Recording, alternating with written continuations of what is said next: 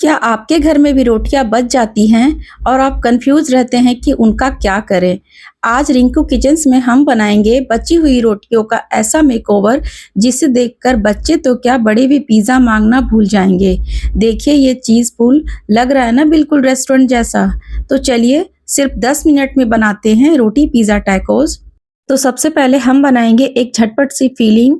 एक बॉल में हम ले लेंगे यहाँ पर बारीक कटा हुआ प्याज, बारीक कटा हुआ शिमला मिर्च, 1 कटोरी फ्रोजन कॉर्न और साथ में मैंने यहाँ पर 100 ग्राम पनीर को क्यूब शेप में छोटे-छोटे कट कर लिया है। अब हम इसमें डालेंगे 2 चम्मच पिज़्ज़ा पास्ता सॉस, 1 चम्मच मेयोनीज़ और 1 चम्मच मैंने यहाँ पर ऑरिगेनो और साथ में 1 चम्मच चिली फ्लेक्स का भी इस्तेमाल किया है।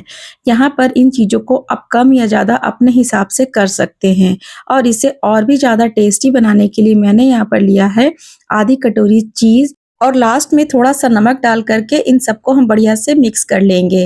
हल्के-हल्के हाथों से इस तरीके से मिक्स कर लीजिएगा, तो लीजिए हमारी सुपर टेस्टी स्टफिंग बन करके तैयार हो गई है और ये वाले स्टफिंग को आप सैंडविचेज़ में भी इस्तेमाल कर सकते हैं। तो चलिए अब हम यहाँ पर आगे की भी तैयारी देख लेते हैं। तो मैंने यहाँ पर एक ठंडी रोटी ले लिया है और इसके ऊपर मैंने यहाँ पर टोमेटो केचप को डाला है और इसके ऊपर आप यहाँ पर थोड़ा-सा पिज़्ज़ा पास्ता सॉस भी डाल दीजिएगा और इसके बाद इसे बढ़िया से चारों तरफ मिक्स कर लीजिएगा।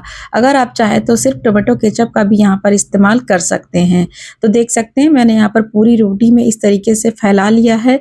अब रोटी के आधे हिस्से में हम यहाँ पर थोड़ा-सा चीज़ इस तरीके से फैला देंगे ताकि टैकोस हमारा बहुत ही ज़्यादा चीज़ी बन करके तैयार हो। अब इसके ऊपर में हम तैयार किया हुआ फिलिंग इस तरीके से स्टफ़ कर देंगे। तो यहाँ पर आपको बहुत ज़्यादा ओवर स्टफिंग नहीं करनी है, इतना कीजिएगा ताकि वो चारों तरफ से बढ़िया से आधे हिस्से में फैल जाए। तो देख सकते हैं मैंने यहाँ पर इसकी स्टफिंग इस तरीके से कर ली है। अब इसके ऊपर में फिर से हम थोड़ा-सा चीज़ डालेंगे। चीज़ कम या ज़्यादा अपने हिसाब से आप कर लीजिएगा। इसके बाद दूसरा वाला हिस्सा रोटी का इस तरीके से इसके ऊपर में इस तरीके से फोल्ड कर देंगे। तो लीजिए हमारा एक टैकोस इस तरीके से बन गया है। चलिए यहाँ पर मैं आपको एक और करके दिखाती हूँ। तो देखिए मैंने यहाँ पर एक दूसरी रोटी ली है और इसी तरीके से मैंने यहाँ पर इसके ऊपर में टोमेटो केचप और थोड़ा-सा पिज़्ज़ा पास्ता सॉस ले लिया है और इस तरीके से स्पून से पूरी रोटी में इस तरीके से हम फैला देंगे। यहाँ पर इस तरीके से फैलाने से ना ये बहुत ही ज़्यादा चटपटा बन करके तैयार होता है। आप चाहे तो यहाँ पर हाफ वाले पोर्शन में भी आप इस तरीके से स्प्रेड कर सकते हैं और फिर सेम उसी तरीके से पहले हम यहाँ पर चीज़ को डालेंगे आधे हिस्से में और इसके ऊपर में हम फिर वो तैयार किया हुआ फिलिंग इस तरीके से डालेंगे।